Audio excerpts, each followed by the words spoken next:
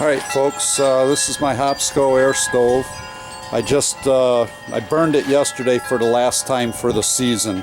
So what I did at the end of that burn, while the stove was nice and hot, I kept raking my coals around, and I took my clean out tool and I scraped the sides, the back, everywhere I could get to inside the stove. I scraped all the deposits off of it, all around the door, on the door, everywhere I could get it. And then today I took my shop vac and I sucked all the ash out. I removed all the fire brick from inside the unit, and I vacuumed behind them, around them, put them all back in there. And then what I do, I use the Stabil. It's a fogging oil that I use for my outboard motor. It's a petroleum based, and it's in an aerosol, so I can spray it all the nooks and crannies.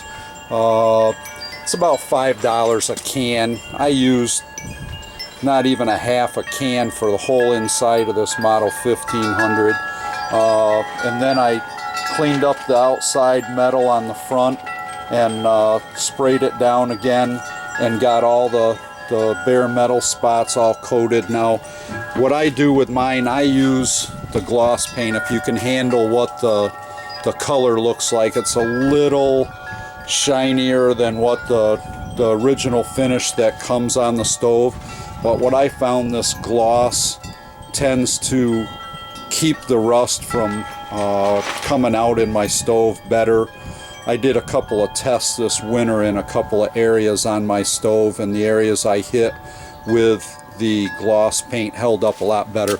So I took that Stabil and I coated inside my stove all the metal everywhere, all around it. I had it all cleaned out and vacuumed, the entry door, everything on here. And then I painted the front of the stove, all protected all the bare metal, and this thing will be just like this in the fall when I'm ready to start it up.